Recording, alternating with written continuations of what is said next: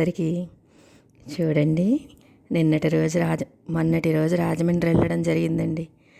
అక్కడ మా మామయ్య గారి కార్యక్రమం ఉందని చెప్పి నిన్నటి రోజు కార్యక్రమం అయితే ముందు రోజే వెళ్ళామండి. మా తోడుకోళ్ళు అక్క మా చిన్న ఆడపడుచు పుట్టినరోజు అని చెప్పి వాళ్ళ అక్కయ్య మా పెద్ద ఆడపడుచు ముందు రోజు వెళదామని అన్నదని చెప్పి ఆ రోజు బయలుదేరామండి.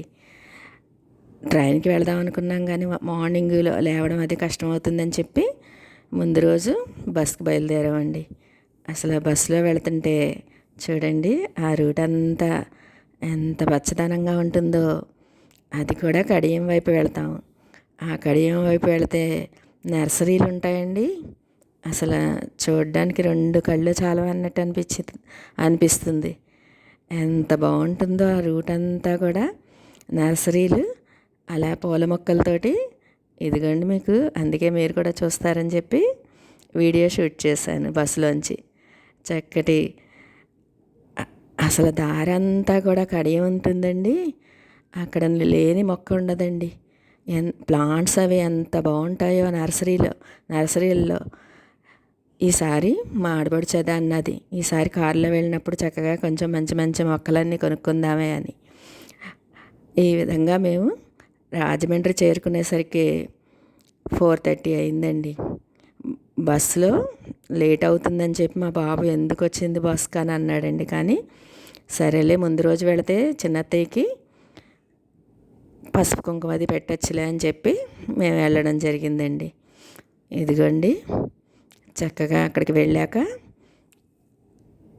ఆ రోజు సంకటార చతుర్థి అని చెప్పి మా చిన్నాడపడుచు అక్కడ పోలమూరని ఉందండి. అక్కడ కొత్తగా ఈ గుడి కట్టారంట, వినాయకుడి గుడి. శ్రీ వల్లభ వినాయక స్వామి ఆలయం అండి. అసలు చూడగానే ఎంత తన్మయత్వం అనిపించిందో, అంత బాగున్నది ఆ గుడి. ఆ స్వామి గుడి అసలు చూడడానికి రెండు కళ్ళు చాలు అన్నట్టు అనిపించింది. ఆ గుడికి వెళ్ళి ఆ స్వామికి చక్కగా మనం ప్రసాదం అని చెప్పి పటికి బెల్లం, అలాగే పువ్వులు, కొబ్బరికాయ గరికిస్తారండి. అది కవర్లో ఇస్తారు. అలా కవర్లో ఇచ్చిన దాన్ని ఆ గుడి వాళ్ళు అలా కవర్లు లోపలికి తీసుకురాకుండా బాస్కెట్లు ఇస్తుంటే దాంట్లో పెట్టుకుని మనం గుళ్ళోకి వెళ్ళాలి. తర్వాత స్వామికి పూజ జరిగాక మనకి ఆ బెల్లాన్ని మనకి ఇచ్చేస్తారండి. మనం ఏదైనా సరే కోరుకుని 21 ప్రదక్షిణాలు చేసి మనం ఆ కోరిక ఆ స్వామికి విన్నవించుకుంటే చక్కగా జరుగుతుందని చెప్పి 21 ప్రదక్షిణలు చేసామండి. అలాగే విశ్వేశ్వర ఆలయం, ఆంజనేయ స్వామి ఆలయం, అలాగే అన్ని దేవాలయాలు కూడా ఆ గుళ్ళో ఉన్నాయండి. అసలు ఇదిగోండి, వల్లభ వినాయక స్వామి ఆలయం అయితే అసలు ఎంత బాగున్నదనండి. గోపురం అంతా కూడా చక్కగా విఘ్నేశ్వర విగ్రహాలతోటి గోపురం ఎంత బాగున్నదో. అక్కడ వీడియో తీయొద్దన్నారని చెప్పి వీడియో తీయడం కుదరలేదండి. అలా గుడి నుంచి వస్తూ దారిలో అమ్మవారి దర్శనం కూడా జరిగింది. వరాహ అమ్మవారి దర్శించుకుని అమ్మవారిని దర్శించుకుని మా పెద్ద ఆడబడుచు ఫ్రెండ్ అండి, ఆవిడ చిన్ననాటి ఫ్రెండ్ లక్ష్మీ తయారని చెప్పి మా ఆడబడుచు వాళ్ళ ఇంటికి వెళ్ళాలని గొడవ చేసిందని చెప్పి వాళ్ళ ఇంటికి వెళ్ళామండి.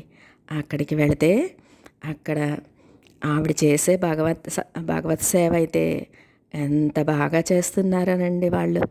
వాళ్ళ ఇంట్లో సాకేత్ గోష్ఠి అని చెప్పి ఏర్పాటు చేసుకుని ఆ స్వామికి ఆవిడ మాట్లాడిన తీరైతే నాకు ఎంత బాగా నచ్చిందో.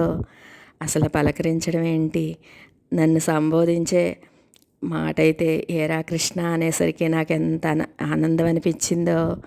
ఆవిడని చూస్తే చక్కగా ఆ స్వామి సేవ చేయడానికి ఆవిడ పుట్టిందేమో అనిపించిందండి. అంత చక్కగా మాట్లాడడం కానీ మమ్మల్ని ఎంతో బాగా రిసీవ్ చేసుకుని అలా మాట్లాడుతుంటే మాకు అసలు సమయమే తెలియలేదండి. ఇంకా మా ఆడపడుచు అయితే ఇంకా తన మాటల్లో పడిందంటే ఇంకా అస్సలు తనకి ఈ లోకమే తెలియదు. అంత ప్రాణ స్నేహితులుగా ఉంటారు వాళ్ళిద్దరు. చిన్నప్పటి నుంచి కలిసి చదువుకోవడం వలన ఎప్పటి నుంచో మా ఆడపడుచు వాళ్ళ ఇంటికి వెళ్ళాలని అంటుంది కానీ వెళ్ళడం కుదరలేదని ఇలాగ వెళ్ళడం కుదిరిందండి. ఆవిడ చెప్పిన మాటలు కానీ అసలు పలకరించే పలకరింపు కానీ ఎంత బాగా నచ్చిందో. ఇదిగోండి వాళ్ళ హౌస్ కూడా ఉన్నది. ఎంత బాగున్నదో బయట చక్కగా ఇలాగా వాళ్ళ ఇల్లు కూడా మీకు చూపిద్దామని చెప్పి చూపిస్తున్నాను. వాళ్ళ పూజా మందిరం కూడా అసలు ఎంత బాగున్నదోనండి. తమలపాకులతో పూజ చేసినట్టున్నారు. ఆ తమలపాకులు ఒక పువ్వు పెట్టి పూజించారండి. అలాగా వాళ్ళ ఇంట్లో వారానికి 2 సార్లు సుందరకాండ, ఇంకా కొంచెం వివరంగా ఆవిడని అడిగి మీకు వాళ్ళ ఇంట్లో ఏమేమి జరుగుతాయో, ఏమేమి పూజా కార్యక్రమాలు చేస్తారో అవన్నీ కూడా వివరంగా చెప్తానండి. అసలు వాళ్ళ ఇంట్లో ఆ స్వామిని కొలిచే పద్ధతి కానీ అదే వాళ్ళ పలకరింపులు కూడా జై శ్రీమన్నారాయణ అనే పలకరించుకుంటారండి. మొదట జై శ్రీమన్నారాయణ అన్నాకే